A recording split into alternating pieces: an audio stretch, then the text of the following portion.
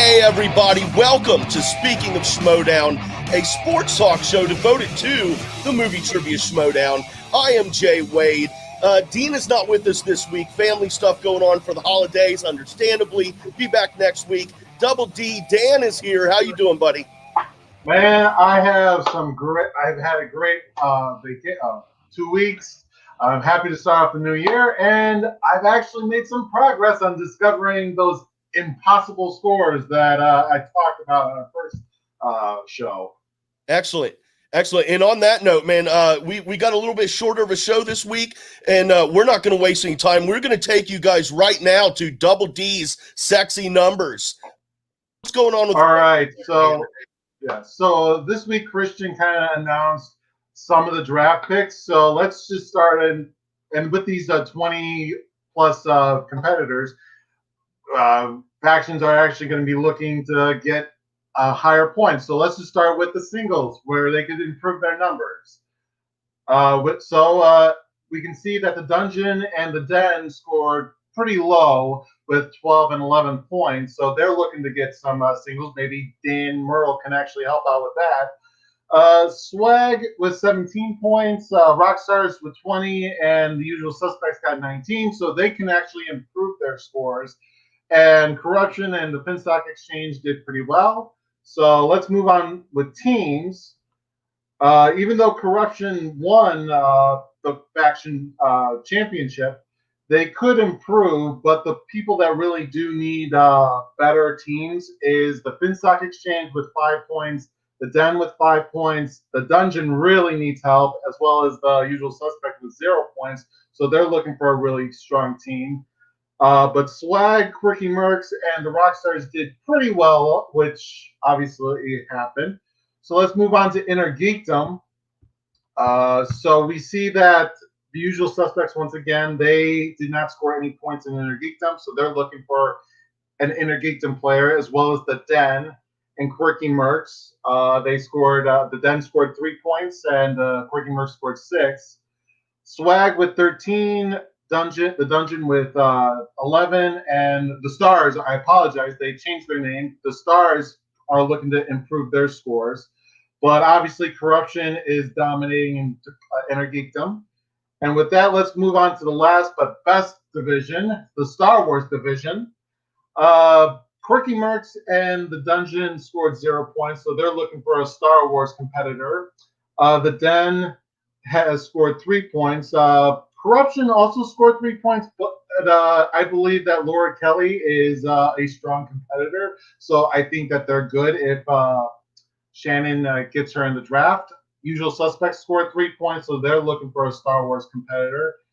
Rockstars has the champ, but obviously they're looking to improve that score of 6 points. Finstock Exchange and me has also scored. The Finstock Exchange also scored 6 points, so they're looking for a good competitor. Or they have Andrew Demolante, but he needs to improve. But Swag, they won that division, so I believe that they're going to keep Ace because of that. So with that, that will conclude our sexy numbers with me. And hopefully, good luck to those factions. Hopefully, they can get some good competitiveness this time around. Yeah, for sure. It's going to be interesting to see coming up, and I can't wait to get more into the season and getting some more stats from you because, like I've said before, I'm not a numbers kind of guy, so it's interesting to me, and the graphics help me out personally very much. But with that, guys, we're going to move on real quick to our regular segment that we have here on the show here, Frenchie's Corner. We're going to bring in Louis the Frenchie Monette. How you doing, sir? Good. We are in a new year, hoping that there's going to be a lot less depressing stuff and depressing news.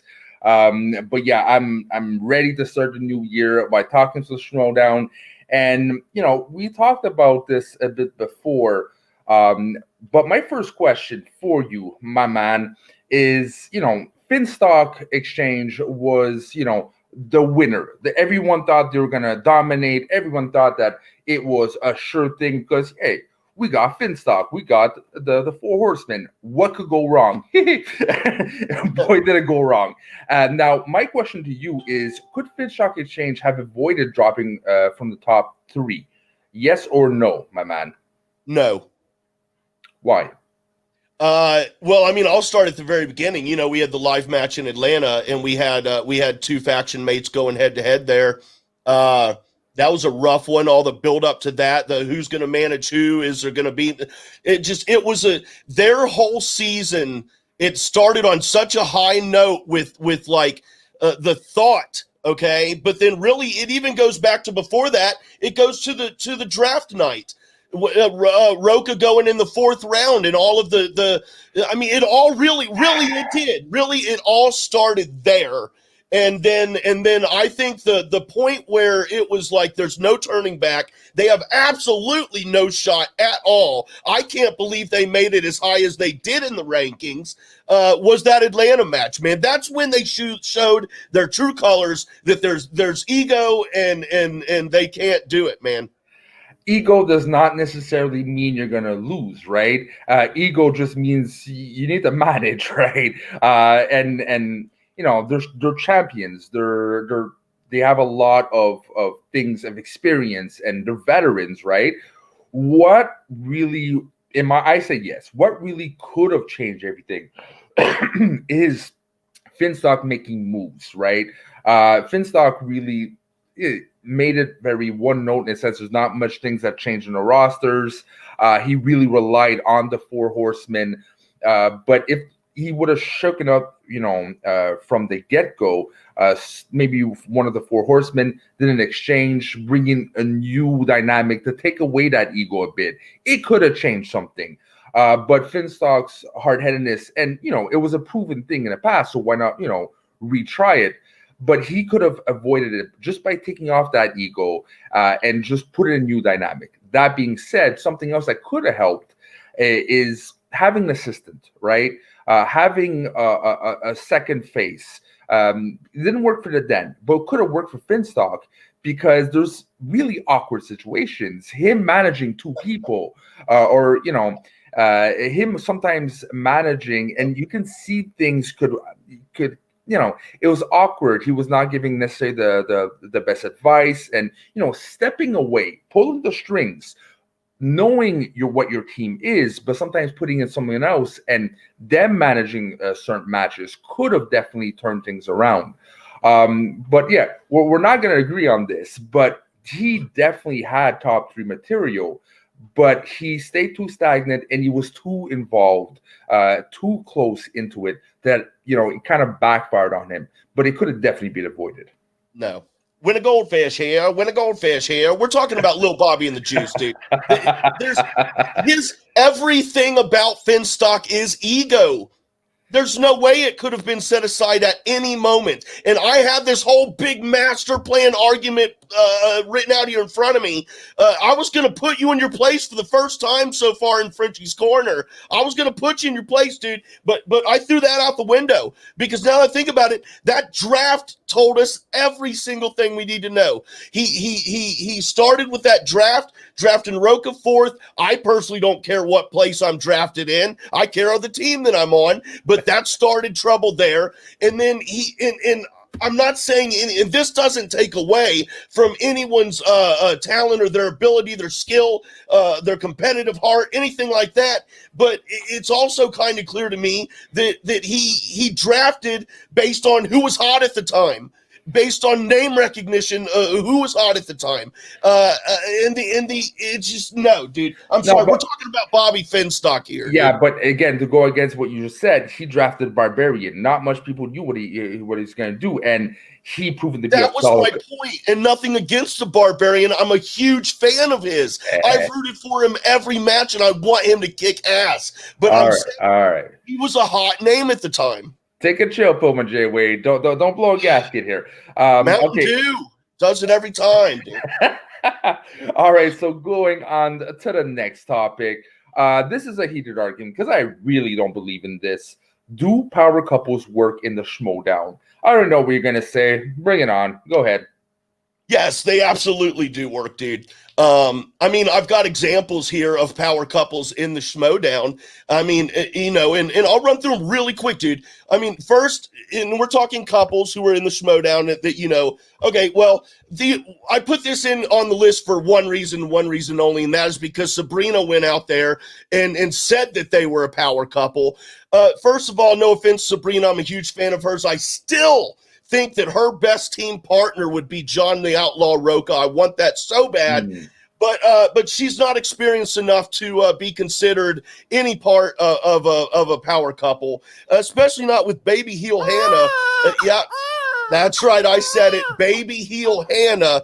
He's still just yapping at everybody's heels, dude. Trying to get a piece of the action ain't going to happen. Sam and Rachel, you got them, and you look at their combined or their individual accomplishments, rather, and you think that combined they would be ruling. I stop you right there. Everything you just mentioned, right, didn't make a difference. Did not make a difference into the season. You just said Sam and Rachel. Were they in the standings? Where are they in the freaking standings? They were almost last, right? I'm working something. All right, but look, listen to me, okay? Listen to me for a second here. Okay. What's the other power couples you name, right? Well, Sabrina and Baby Heel, but we're throwing them out. Yeah. But Ken and Grace, they used to be a power couple. It did work at one time, but we can't really say that anymore. But yeah, exactly. That's my point. We can't say that anymore. We cannot say that anymore. Alex and Molly, I do want to throw them out that they have potential, but they're not yet a power. But there is one. There is one power couple out there, dude. Mike and Shannon, dude. Mike is the top player. Shannon is the top manager. They're a couple. Therefore, you got a fucking power couple, dude. What are you talking about? You dropped the F-bomb. Manager of the year. If she isn't, it's a fucking disgrace. Okay, Kalinowski kicked everybody's ass. Dude, how do you not say that there's not a power couple and that it doesn't work? Very easy. Right there and then, the player for when it came to points is Collins. Collins is not in question of power couple. Kalinowski did a good job, but honestly, they won because of Shannon and Collins. Shannon really managed the hell out of that team. Kalinowski did good, but it is not a combination of Shannon and Kalinowski that brought to the top. It's Shannon, her job, her vision. And it's Collins' win streak that really brought it. Dude, Kalinowski made moves that were just amazing. Moves that he's never made before. Moves that could have screwed everybody over, and he pulled it off, dude. You bring up Collins, but I'm just going to say this. Where's the other part of the Collins power couple here? We're talking about power couples. I'm saying that Mike is the top player. You're saying no, that it's Collins. Okay, cool, whatever. That's a different discussion. We're talking about power couples. Mike Kalinowski and Shannon Barney, dude. I don't get it. And that's my point exactly. That power couple didn't won because it's not a combination of both that actually brought them to the top, right? So they are a couple, but it's not because of the power couple of Shannon and Kalinowski. Shannon brought it, and Shannon's not a couple. She's a lone star, right? She's the manager, the head honcho of the. Hey, I'm just saying. Kalinowski was killing it before she even entered the Schmoedown. Whoosah, my J Wade. Whoosah. Breathe in. All right. Man. You're killing me, dude. Every week we never agree, but it at least makes for a good conversation. Yeah, it does, man. I need to relax now, dude. Shit.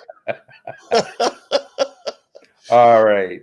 So any last thoughts about our two topics, my friend? No, dude, I can't handle it anymore right now. I went off of this corner. I'm going to go chill on the other corner across the way and see what's going on over there. You're going to leave me alone in the snow and the cold, Jay Wade? It's called Frenchie's Corner, not Wade's Corner. All right. So what's up next, my friend? Next, we got Laura Kelly coming up. You guys all know her and love her from the Schmoedown. Laura Kelly is, we're not sure how exactly this is going to shape up, but she, at least last season, she was on corruption. We were just talking about Shannon and Mike. Laura Kelly, welcome to the show. How are you doing today? Thank you. I'm doing very well. Jay Wade, can I recommend like the Calm app or something in that realm, maybe for when the power couple conversation comes up again? Man, my heart is still racing. I feel I make the best argument, but all I can do is make the argument. At one point, he just yells. He just like yells words. That's my go-to. Or When on I the don't internet. think We I all can just win, I yell. just yell louder. It's one way to do it. There you go. Absolutely. But yeah, we're gonna do a little round robin here and ask you some questions about Schmoedown, and then absolutely would be wasted if we did not get your opinion on some Star Wars stuff to wrap it up. So we'll get some Schmoedown stuff going on since this is a Schmoedown show. We're gonna start off with Double D Dan down there. What do you got, man? All right, Laura, welcome. It's glad to see you again because first time I saw you was at Star Wars Celebration 2019. So I was there in the audience. And you were really good. I mean, you were first round, you were perfect. Second round, I think you were perfect and scored like 4 points worth of steals. You only just missed one question, I think, in the final round. So we've seen your progress throughout the Schmoedown over the years. So what advice would you give to these new rookies that are coming in that might be in the Star Wars division? Ooh, it's hard to say because it's like you kind of have to get your own like study methods and then just hold them really secret and don't tell anybody.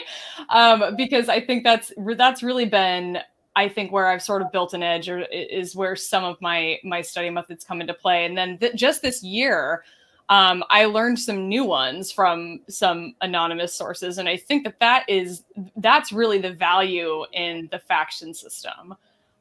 In sort of forming, alliances around the Schmoedown has come in handy very much this year. I think that the best advice I can give to anybody coming into this game is to you just got to make a schedule and stick to it. And it's really hard this time of year when it's like Christmas and New Year's and TikTok exists, and I have a full-blown addiction to that now. So I'm not really sure how I'm supposed to study now when I get in bed and all I want to do is just sit and scroll for hours. So it's really, that's really the biggest key. Set a schedule, stick to it, have like a calendar written out where it's like, I'm studying this movie on this day for this many days. And that's the biggest, I think that's the best advice I can give to anyone. And on my end, you had an amazing year this year, but you kind of answered it a tiny bit without revealing any secrets. Do you plan to change anything in your approach for this season? Like, what's your mindset coming in the new season? For right now, I'm really just I'm trying to just stay relaxed. That's really kind of been the biggest thing. It's been a rough year. 2020 was really hard on everyone. It was really nice sort of getting to know the new virtual process. And we were some of the really early on matches going virtual, were the Star Wars ones that happened back in like early May. So it was definitely, there was a little bit of a learning curve getting used to that, not having as many nerves now, I think is going to be the biggest change, just being a little bit more relaxed with it. I've sort of gotten to know the character part of it a little bit better, and I'm looking forward to sort of bringing that back, but I don't think it's going to be, I'm hoping that it just won't be as much work or as much, there won't be as many nerves maybe this year. Fingers crossed anyway. Dan, go ahead. Oh, yeah, I thought Jay was going. Okay. We're on a schedule, Dan. Come on. Sorry. So we all know that since I think in 2019, you wanted to take the belt from Alex. So, but we saw this year that your faction was actually kind of rooting for Alex because the championship would have been over for the faction wars. So what was it like to root for an opponent that you want to take the belt from? It was funny, and it was strange because they did have a few of us. I mean, I know you all saw at Spectacular, they had a few of us come on and like actually react to that video ahead of time and sort of record a reaction. And I was just like, the whole time I was just like, I don't know what I'm supposed to be doing with my face, because I feel like I'm supposed to be rooting against him. It feels weird to root against Alex, but at the same time, our faction worked really, really hard this year. I mean, we put in the hours to our process and our study sessions. I mean, not just me. I think I took a pretty decent break over the summer, but the entire time that I wasn't in on the study sessions, I mean, they were going hard every week, multiple nights a week, staying up super late. And it was even, I mean, I don't know how they did it, but Marisol and Adam are on the East Coast, and it was even later for them than it was for me. I was like, I'm out at 11 p.m. I have to go to sleep now because I'm actually 1,000 years old. But they, they went real hard. So it was a pleasure really to get to see that rewarded in a really big way. It felt really good. As weird as it also felt cheering for Alex. Plus, it gives you the chance to actually take that belt away from him. Now, right? Fingers crossed. Yeah, that's the plan. Yeah, well, you're definitely going to have another shot next season at that, taking that belt away. So definitely look forward to that. What you were going to say something there, Frenchie? Yeah, I'm just curious, hypothetically, if you could encapsulate a moment in your season and store it forever in your memory bank, what memory, what event you went through this season you would encapsulate and just keep forever? Oh man, that's a hard one. There were so many really great moments. I think for me, it was really getting to see the positive reaction that I got to my promos. I put a lot of work into those and worked really hard on them. And the fact, it felt weird because I'm not in the studio.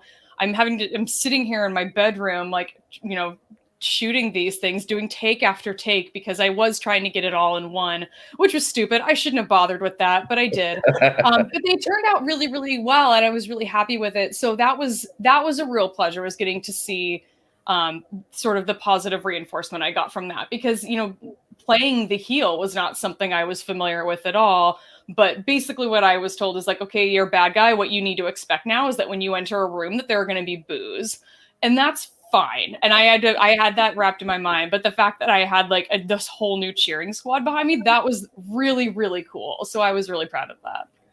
Yeah, and I must say, by the way, I am part of Schmoedown North, and they absolutely love you from the last conversation. So they wanted to say a quick hi. But us and the boys were surprised when we saw the promos and saw your SIF site come out. It was refreshing. It was unexpected, and it was exactly what we needed without even knowing we needed it. So it worked 100%, man. Thank you. Hello to all of them as well. And yeah, I really appreciate it. It was really fun. It was a way to sort of hide the nerves a little bit and just, I don't know, show a different side. It made it so much fun this year. So I hope that it's not something I ever have to go back to being on the light side. I kind of like it over here on the dark side. So you found your alter ego. You really found the inner Sith in you. I'd like to think so, but I also think that I haven't had enough time to really unleash it. I had 2 matches this year, which is more than some players play, and I'll admit that, but it wasn't enough time for me. And that's all I want. I just want more time to get to explore this and to get to show this off and to, take it in different directions. And that's really all I'm begging for out of this free agency and this draft period, is that just let me stick with what I'm doing and see what other places we can take it. I'll shut up after this because I'm hogging the question. Sorry, but I'm just curious. Now you found your inner Sith. What is your Sith name? Oh, you mean not besides Lights Out? Yeah, if you be an actual Sith, what Darth something, what would be your Sith name? Oh, I haven't given it any thought, unfortunately. I have no idea. It's a good question. I should probably put some thought into it. I've done those quizzes that are just you use the last 4 letters or the first 4 letters of your last name, blah, blah, blah. And I'm just that doesn't really give me anything. So I should sit down and figure out, I should type in the Sith generator name into Google and find one out. But yeah, unfortunately, I don't have a good answer for it. Well, that's not as fun as making up your own. I mean, is it? Yeah, but it takes the creativity part of it out of it for me, and any part of the work that I don't have to do, that's the thumbs up for me. There you go. Just there you go. And just go to the Polish word of something, and that'll be there you go. True. And yes, of course, speaking of Schmoedown is the name of the show, but little known fact here, I stole that name from, I always wanted to have a Star Wars show called Speaking of Star Wars, and I stole that for this show. But since we're here speaking of Star Wars, on Speaking of Schmoedown, there were a lot of new shows announced coming up on Disney Plus. What do you think about it all? What are you looking forward to the most of what we've been let into, or what we've been let in on? Yeah, I'm really excited. I was not at all expecting the number of announcements that we got out of the Disney Investor Day. That was really intense and really exciting. So that was great. I think the one that I'm most excited for is probably Ahsoka. I know that was sort of a divisive episode this year in The Mandalorian. Chapter 13, I think it was, that acted as a sort of backdoor pilot for this new Ahsoka series. But I was really into it, and I thought that was the most exciting thing I've ever seen, was getting to see Ahsoka's live action lightsabers. It just completely blew my mind at every turn. So the fact that I'm now get an entire series of just that, and Thrawn potentially, that's the peak for me. I don't know if there's any way that they'll ever be able to top it. So that's the one that I'm most excited for by far. It's what we call nerdgasm, right? Like seeing the first time Ahsoka, you kind of like lose thought and just like, lose yourself, and never thought that would be possible. And then you actually see it in front of your eyes. It's an amazing thing. I'm curious. I know last time when you talked to the boys at Schmoedown North, if I'm not mistaken, we asked you about the new High Republic. What were your thoughts? And you weren't too excited about it. Now knowing this is on a Sith perspective of that time period, did that change your thoughts about the new show in the High Republic time? Not really. I was excited for the Leslie Headland project, just period. I loved Russian Doll, and I thought she killed it on that series. So I was just excited for what she was doing at all, regardless of what it was. I was sort of surprised to hear that it was going to be something in the High Republic, because I felt like they were so insistent that it was a publishing initiative and nothing more. So I think that's interesting that they ended up going that route, because now I feel a lot more obligated to read those books. And unfortunately, that's the thing for me that's really fallen off this year in terms of my regular reading habits. I can't read a book anymore. I just can't. I wish I could, and I'm hoping that something will get me back into it. But I did read one of the advanced excerpts that came out for Claudia Gray's new book. That's part of the High Republic that comes out in February. And I was very intrigued and really enjoyed that, because I started reading the beginning of, I think the first 8 chapters are out there that you can read of the Charles Soule novel. I love Charles Soule's comics, but that book and the story and the part of it that I read, just the beginning, didn't draw me in quite as much as the Claudia Gray stuff. And I think that really speaks to the strength of her writing. She really knows how to just pull you in and make her characters really intriguing and make you really excited to learn more. So I'm excited to dive further into that book. But overall, the High Republic wasn't a super appealing topic for me. It should have, because we get to explore a whole new side of the universe, a whole new time period. We get to see the Jedi when they were at their peak. But for me, I was just, I don't know. I'm a lot more excited for that Ahsoka show and season 3 of The Mandalorian, and even kind of the Book of Boba Fett, that I am for anything in the High Republic in general. And I'm hoping I'll change my mind once those books release and I can actually sit and I do the audiobooks, just because I literally cannot read anymore. I just listen to them, and that's how I get through them. But once I get through those, I'll probably change my mind and be whistling a different tune, I'm sure. Oh, yeah. I do have a follow-up real quick. You brought up Book of Boba Fett. When I first, not my first thought. My first thought when I saw that post-credit scene and all that was just that was my childhood, dream coming true. Just, I was one of those kids. Boba Fett was the shit, man. But then later on, it occurred to me, and I don't know, because I just am not, maybe, I hope you know, is Jabba's son still alive? And if so, is it possible we could see him come back to his dad's palace and challenge Boba Fett? Stinky, I hadn't given that on a thought, but I love that. Yeah, Rada, aka Stinky, yes. Aka Punky Muffin. He has so many great names. He really was.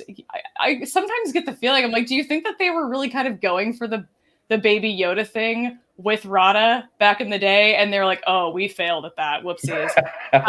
No. I sometimes wonder, he's got those big bug eyes, he's awfully cute. But yeah, I would be curious to see Rada come back. It'd be really kind of funny to have to force people to go back and rewatch the Clone Wars movie. You all just get to suffer the same fate that I do, having to watch it multiple times a year. But I love that theory. It's a fun one. And I trust anything by Dave Filoni and Jon Favreau at this point. So if they bring him back, I'm going to be, okay, let's see what they're going to do with it. So cross fingers, it's practical props and not digital, because good Lord, digital Hadith does not work for me. No. If the boys don't have any other questions, I do have a speculative one. I had one, but I forgot it. So go ahead. Right. Fair enough. All right. I'm just curious, if Disney would approach you, say, "Hey, Laura Kelly, we want you to write the next book or the next comic about Star Wars." What angle or what character or like what story would you want to tell? That's a really good question, and I don't know really what I would want to put on screen. I've gotten that question before, and I'm sort of stumped, but I would really love to get a novel from Hera Syndulla's point of view from Star Wars Rebels. I would love to just like pick up where Star Wars Rebels season 4 ended, get us to where she is in Alphabet Squadron, where she's a general fighting off the remnants of the Empire. I just would like to know what was that entire process for her. We see her a couple times make some appearances in the comics here and there, but we don't know a ton about where she was through the entire original trilogy. And I would really just love to see what was it like having to deal with the loss of Kanan, and we know that they were at Scarif. What was happening there? That's really what I'm hoping for. I would love to get someone like Claudia Gray or Christy Golden or some, established author in the Star Wars universe to write a novel from Hera's point of view, just to sort of get another point of view of what was happening. Even though that is a sort of, the original trilogy is an often explored area of the Star Wars, writing universe. And I want more. So give me more. But there's so much meat, right? You can still extract that. We're not up to the bone yet in the OG trilogy. Hey, guess what? We got the Shuggiest of the Knights. Yes. Mr. Shug Knight. Whoa. We both. It's my job. It's my job. I'm not used to it. I need to stop hitting the buttons. I know. How you guys doing today? I'm doing good. I heard one of the best Star Wars players was on your show, so I had to come and see her, Miss Laura Kelly, who I greatly admire, and one of the best competitors right now that we have in the Schmoedown. And one of the best characters too. So I came, but I actually had a question, and it was about Star Wars Resistance. No, I'm joking, Laura. I'm joking. I am joking. The answer is I don't know. No, mine actually is more of a Schmoedown. We haven't really got to talk to you since your last match, and I just wanted to kind of ask you about reflecting on that match, because I think it's one of the greatest matches ever. You played the best game really that I've ever seen other than Ace, and you stayed in character all the time, and I loved it. I think that match to me is one of the best matches ever in Schmoedown, but I haven't really got to hear from you about that match and your reflection on it. Just wanted to get your thoughts, that's all. I mean, my initial thing is that I probably need to go back and actually watch it. I don't know if I don't think I've actually watched it yet, because that's a bullet I got to put off taking as long as possible. But I know I do need to go back and watch it. Yeah, I remember, that question will just haunt me for the rest of my days, as it always is like that. The Star Wars competition is so rough that, you really have to strive for perfect as much as you can. And I hope that I didn't let it phase me at the time, because, missing a round one question, that sucked. It was the first round one question I've ever missed, and it was by 1 point and, one number off. That I had written down correctly, erased and changed. And I just want to kick myself. Although I have watched the Disney Gallery series on The Mandalorian, and Dave Filoni does actually refer to Anakin as a 10-year-old boy in that series. And I'm like, did that get planted in my head and just stay there subconsciously? I should have known how old every other character in the freaking franchises, just was one number off with Anakin. Go figure. But it's one of those things where I need to go back and actually watch it just to kind of figure out what went wrong, what went right. How do I want to change maybe how I react? But it was really just keep your face as frozen and as neutral as possible, and try not to let anybody in on the fact that you are actually dying inside.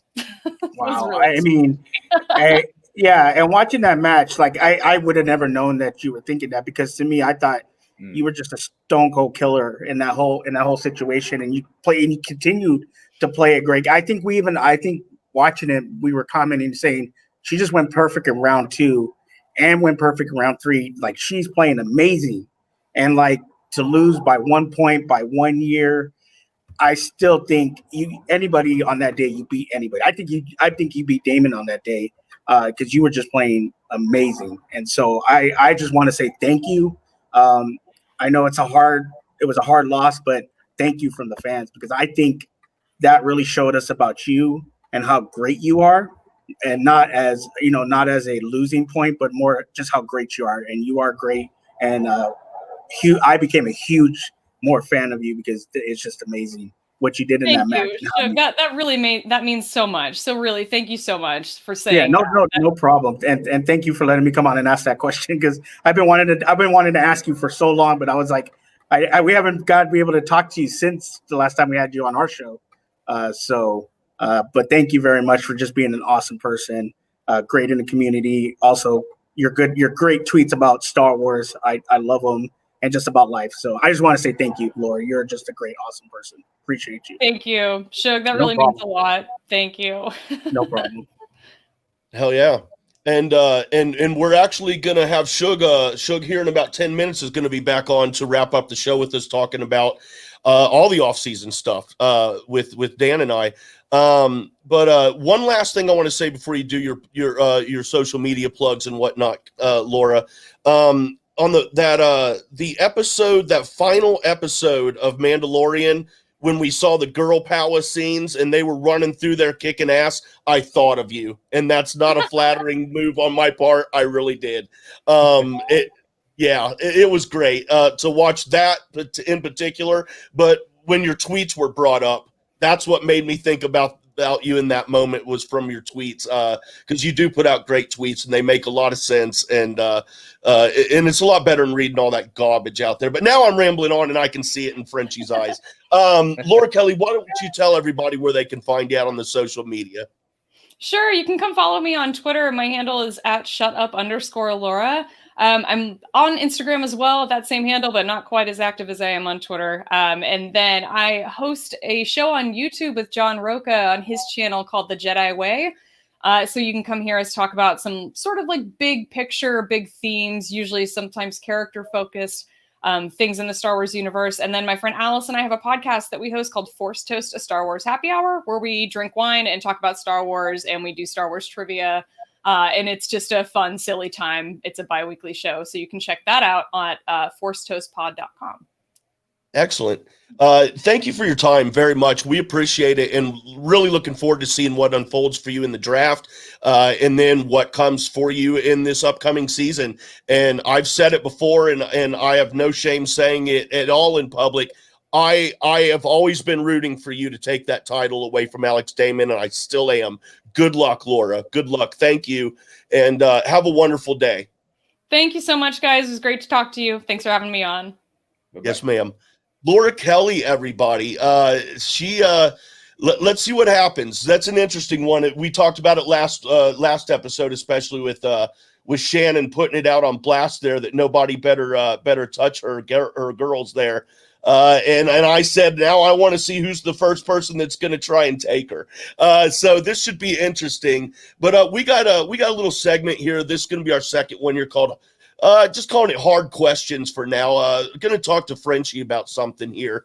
Now, we had talked earlier this week, and I kind of brought up something. And I'd asked you about, whether or not you thought it was a mistake to remove a faction.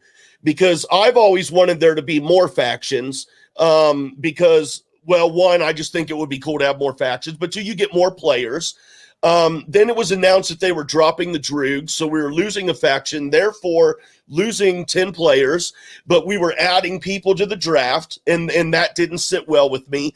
Then it was after that conversation that it was put out that the managers' factions had all agreed that they will add 2 members to their rosters, so that canceled out my argument for that. That's no longer an issue for me. But that was my question to you. Was, did they make a mistake removing a faction? And I mean, they did. To be fair, they did add a lot of new people still. So there's a lot of people who aren't going to have a chance. It's an uncertain question, right? It's less about a perspective of, is it a bad thing? Did he make a mistake? It's more what is more beneficial for the Schmoedown, for the viewers itself, right? On the flip side, we got less teams, so more chances to stabilize a bit the number of matches, because we heard a lot of people complain this season that certain factions were more favored, they had more matches. The tournaments will do that to you, but it does make it easier to level the playing field with 8 teams instead of having 10 factions, I should say. It really, especially with the number of matches now that's going to be in this season, you can have a lot better chance for certain factions to go up, right? And not just always playing from behind, because they're winning not as much, so they have less matches, and there's so many factions out there that it makes it almost impossible for them to get back up because it's not very well distributed. And it makes it easier for the viewer to just follow. You and me know both, right? There's a lot of content to cover. There's a lot of stuff. With 10 factions, at one point, it's like, okay, what's going on? Like, the 10 factions have their own Facebook pages, they have their own Twitters, and after a while, it becomes a lot. You put it to 8, it's still 8, it's still a lot, but a lot less to follow up. It makes it easier for us and for the viewers just to know what the hell is going on.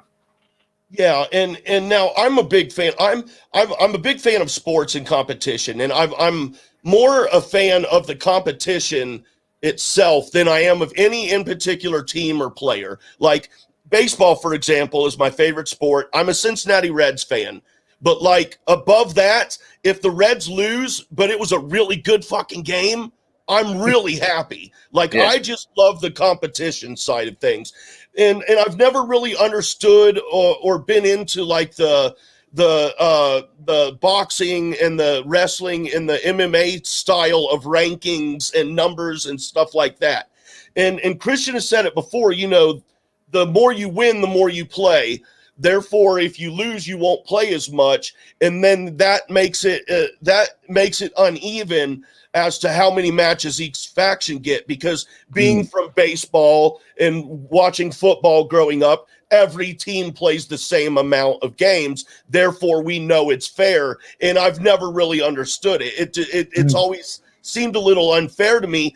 And you make a lot of sense, and you've changed. I'm not, I don't have a stance anymore on this one, but that's where I'm at. Especially that with the 8 team, it gives the opportunity to everyone to play more than just one match, right? If they lose, they're not penalized because they're not going to be just taken out. If they lose, they have a chance to redeem themselves at least one time. And that's because of there's only 8 teams, right? That's almost impossible doing it 10 teams, because redemption for almost everyone on 10 teams is a lot harder than putting it at 8. But you definitely are a lot less penalized if you don't have your first. Let's say it's a rookie, they got the nerves, got the better of them. They can still try out a second time and not hope they'll have another match, compared to have it on a 9 or 10 team format. Now let me ask you, and we'll wrap it up here with this question for you. Is there any way to make it so that each faction has the same amount of matches and stuff like that? Like I've said, I've only grown up being familiar with that way of doing sports and competition. I don't know if it's possible to do it that way, because that's just one thing that I've always not been clear on, is just yes, this faction is winning more, so they're playing more matches, but that's the point. Like that, then this faction over here, they're not playing any matches because they're losing, which I understand, but I don't know. It's just one of those. It's a hard question. And for me, putting it at 8 kind of like not maybe solves the problem, but makes it easier for Christian to tweak it. To make it a bit more level playing field compared to having 9 or 10, it's a lot harder to tweak it because, like it or not, 9 and 10, it's like 20 more players, right? Compared to putting it at 8, you have a lot more breathing room to do so than having that extra 10 or 20 players. Yeah. And that's what I like about this little segment, man. They're hard questions, and especially like me, there's some stuff I don't understand, and you can tell that I still don't understand some of it, but that's okay, because that's what we do on this segment is ask those questions and just have a simple conversation about it. Yes, sir. Thank you very much. Thanks for Frenchie, having me on. really quick, before you get out of here and go back to your cave behind scenes, why don't you go ahead and tell everybody here in, about 15 minutes where they can find you at? Well, we're actually the Schmoes of the North, by the way. If you're not subscribed, what you do and subscribe, press that notification. We bring out a lot of content, not just Schmoedown. We also have the Frenchie talks about and the Frenchie watches.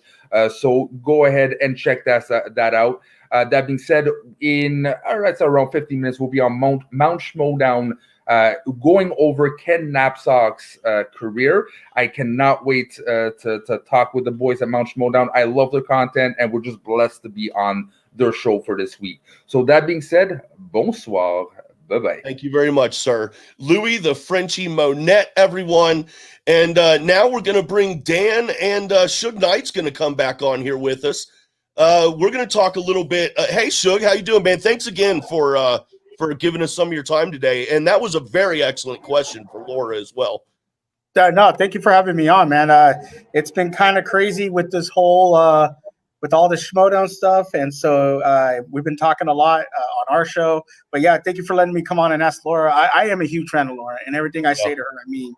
She is one of the best people in this community.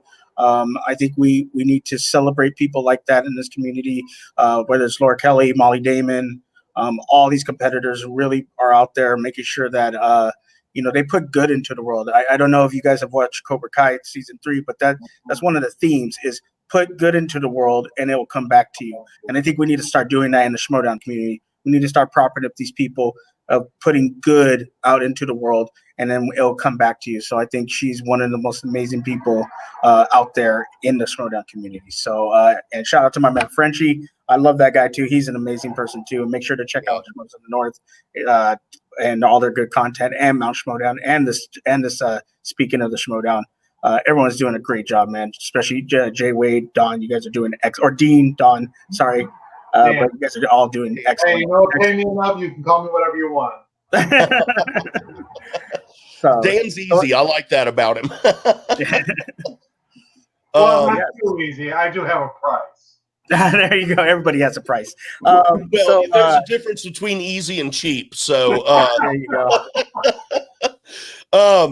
Hey, Suge, we want to talk to you a little bit about some of this off-season stuff. We've got a lot of people who have been added to the draft, a lot of newbies, some people I've never heard of, some people I've vaguely heard of.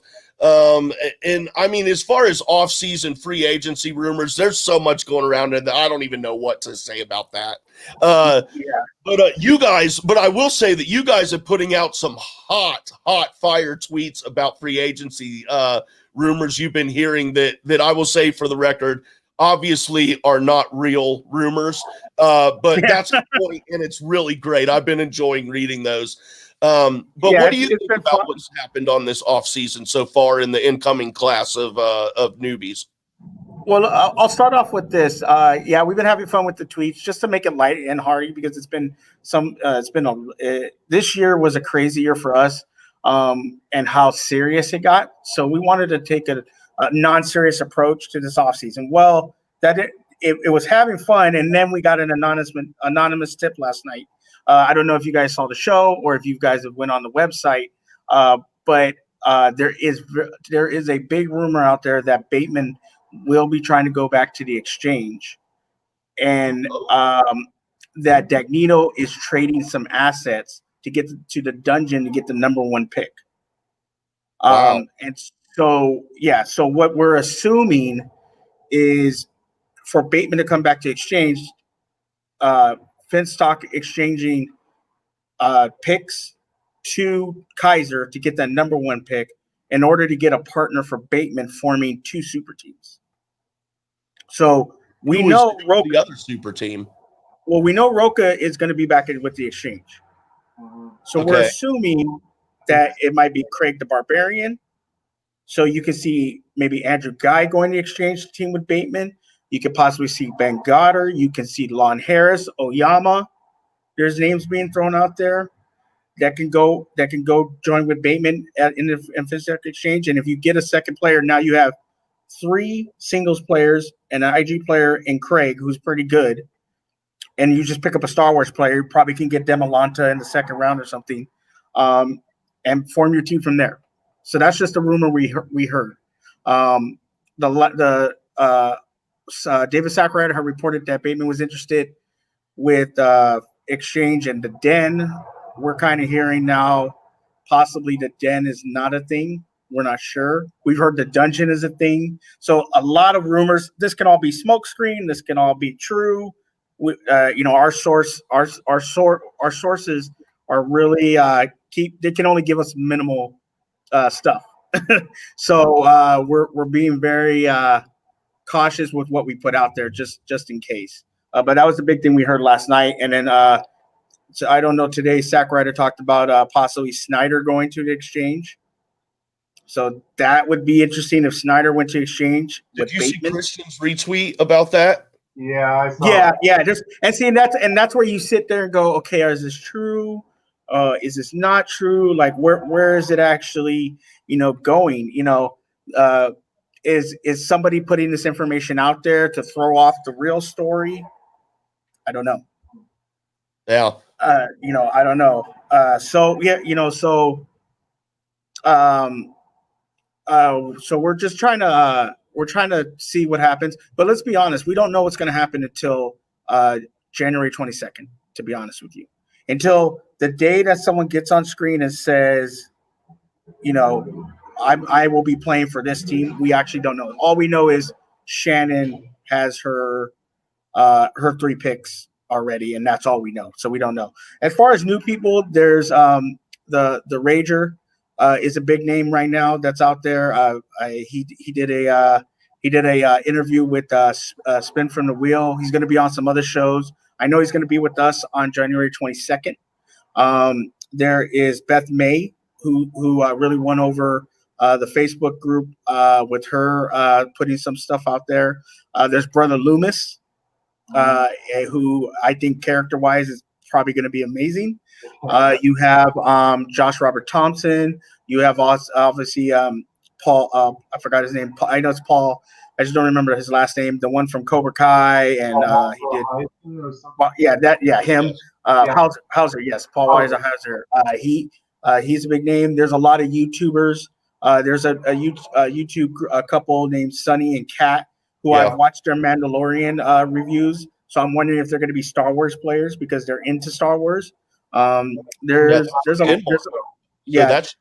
be cool to expand out of the border. That's why I think Kelly, like, what advice would you give to rookies who are coming? Because I saw a few names from their reactions, but that doesn't mean that they would be in the Star Wars. Yeah, that doesn't mean they're going to be playing Star Wars. Yeah, we don't know. It's still a possibility. Yeah, it's still a possibility, but like Jay said, they're in Denmark, so I don't know what they're committing to. There is some fan leaguers that were announced because I know from so far Christian has announced 3 fan audition tapes that made it, which I think is Brother Loomis, the Rager, and I think Beth May, but I'm not sure. The rest have been YouTubers. The rest have been YouTubers. The rest have been YouTubers and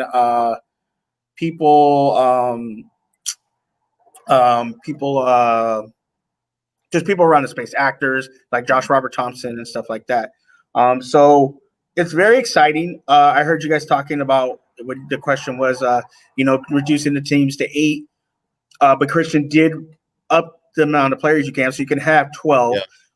The interesting part of all of this is we know when the draft happens, the top 24 players are going to be gone.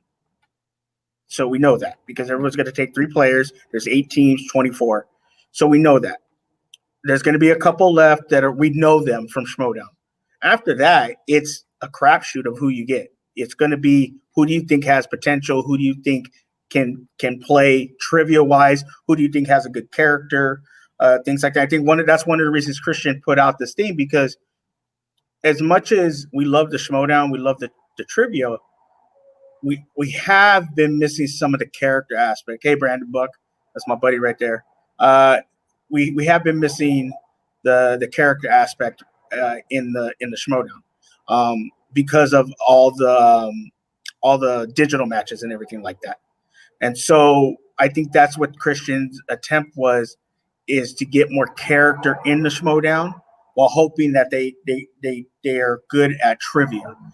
So that is going to be a huge thing coming up this season. I'm excited as hell. It's going to keep us busy. I'm not looking forward to that because I go to school, I work, I got kids, and I do this podcast. So I'm not going to get any sleep.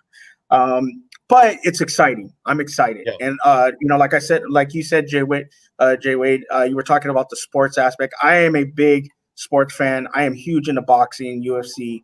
So I get all the ranking stuff. I get where Christian's coming from as far as you got to win to keep going. And I just think that's just normal. Like in traditional sports, baseball, basketball, football, you have a set schedule. I think it's hard to do that as far as a factions, because you can say, hey, a minimum is you're going to get 20 matches. That's a minimum. Whether you continue to win those matches will determine how many matches you get. I think Christian has said that to the managers, like, you're going to get a minimum of these matches. If you win them, you keep playing. If you get to the point where you're just not winning, I can throw you a couple matches here or there, but you're not going to get the premier matches. You're not going to get the match, every single matches. It's also going to depend on if he gets a studio. What is he going to do with Twitch? The rumor is he's going to have the minor league. Is he going to do Star Wars on Twitch, which would help people like Sunny and Kat from Denmark, where you say, okay, you're a Star Wars player, so we'll have Star Wars matches on Twitch, so they don't have to travel. Because I know he doesn't want to do teams on digital anymore. He's done with that. So do they already have a studio? There's been rumors that he's going to get a studio, and in 2 days he's going to film as many team matches as he can. That makes a lot of sense, So there's a lot of things that there's a lot of wheels moving. It's all dependent on COVID. It's all depending on this vaccine and being safe, because I know that's a big thing with Christian. He wants to make sure that we're safe, that his players are safe, nobody gets sick. I think teams matches are not going to happen until later in the year. So I look to see like Star Wars being on digital, singles being on digital, things like that. But it's still going to be an exciting time. The draft is going to be amazing. Make sure to look out for all that stuff. And just keep your eyes on Twitter, man, because you're seeing a lot of information. You're seeing a lot of people tweet stuff. And you got to decipher who's telling the truth, who's lying, who's throwing smoke screens, who's misdirection, things like that. And so what are you guys thinking about this? I'll take this first, because you mentioned the tweet about Snyder going to the exchange. I don't believe that's true, because one, Roxy is the only one who I think can manage Schneider. One. Number two, Schneider was I think he was one of the top 3 point earners for the Stars. Now they're called the Stars. And number 1 was Alex Damon. So you want to keep Jeff Snyder because he is basically your biggest point earner at this point. So that's one of the reasons why I don't think that Jeff is going to leave the Rock Stars or the Stars at this point. Yeah, and last night we were talking about it on our show, and Ferris, who said, that why would Jeff Snyder drop the belt? And you said, well, Roxy's been one of them people to manage him. The other was Tom Dagnino. Do you remember Tom Dagnino when he was in the Lions Den with Snyder? They won a belt. he's been able to coach Snyder. One of people that Snyder do respect and actually is good friends with is John Roca. So I think yes, Roxy is a big point to where Snyder goes. Obviously, but then we were talking about last night. If he goes, he has to drop the belts. So is he willing to drop the belts to go back after him? That is the question, because he's not going to be able to get a number one contender spot right away with whoever he teams with. So it's all dependent on if he feels like, hey, I could drop these belts, but I can get them back within 2 months or when teams start up. So I'm not worried. So that's the big question. But I agree with you. I don't think those rumors are true. They might be smokescreen. That's it. Like I said, the problem is we're not allowed to tell our sources. Our sources tell us stuff, and they say don't say it was me that told you this. So then you got to say okay, and put it out there. Yeah. Well, where are these sources coming from? Did Zack Ryder get this from Jeff Snyder? Did Zack Ryder get this from Ben Bateman? Did Zack Ryder get this from Gucci? Did he get it from Roxy? Was Roxy thinking about not taking Snyder? We don't know. That's the thing. Wow. And so until, like I said, January 22nd, when it all goes down, we'll get more answers. We'll get who was throwing smoke screen. We'll get who was putting out these fake rumors, or were they true rumors? Because I said, I had stuff about the Den last month, which was nuts. They were trying to go after, and Kate came on our show for the Schmoedown Spectacular and was talking about she was going to draft Marisol and tell Marisol to not draft her, lock her up as one of her 3 to trade to Shannon. And so we thought that's what was going to happen, but we don't know. Like I said, we don't know. So Dan, you got any final words before we wrap it up here today? No, I think we can just wrap it up because. But thank you for. I was going to ask you, don't each manager isn't a 3-man each manager allowed to have 3 sign on 3 competitors? And you answered that. But other than that, that's all I wanted to ask. But you answered that. So excellent. Well, Shug, thank you again for joining us and talking about some of this stuff with us. Why don't you tell the folks where they can find you at on the social media and what's going on with Let's Get Ready? Yeah, you can find me at Shug9323 on Twitter. I send out a lot of dumb tweets. I usually misspell everything, so pardon my grammar. But as far as Let's Get Ready, our channel is now known as the Let's Get Ready Network. That we still have the Let's Get Ready to Talk Schmoedown podcast, but we have a bunch of other stuff. The Holocron that Bador does. We have the highlights sports show that me and Ferris do. We have the double feature coming back. We have a lot of cool stuff that we're going to be doing this year, not only with Schmoedown, but with other content as far as just other things that we want to do, because it's just fun to talk. I can sit here and talk to you guys for hours about Schmoedown, but we can sit here and talk about sports. I would talk baseball with Jay Wade because I'm a Dodgers fan, so I love sports. I can talk comic books. So I want to do more. We're going to do more stuff like that on our channel. But yeah, make sure to check out Let's Get Ready Network on Twitter. That's a lot of where our tweets are coming from, and our new website at Let's Get Ready Network. It's awesome. Adelia is doing an amazing job. Backstage, I even brought up one of her articles to reference. So make sure if you want to hear about Schmoedown stuff, check that out. Yeah, I can't agree more on that statement about the article, especially, man, or the internet site. I'm old, dude. I don't know what these kids call these things, okay. Internet website things. But no, I checked it out, and it looks great. Dan, where can people find you at, man? You can find me on Twitter at Dan Dolinsky. Simple as that. Excellent. And if you'd like to, you can follow me on the Twitter at JWade1134. That is the letter J, WADE 1134.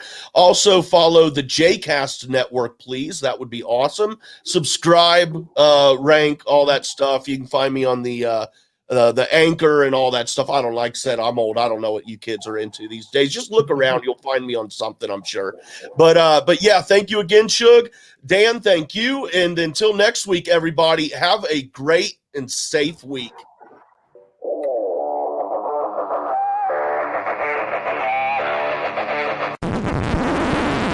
You want to hear something funny? The mic wasn't on that whole time. No way. Yeah, for real. Oh, wow. So smooth.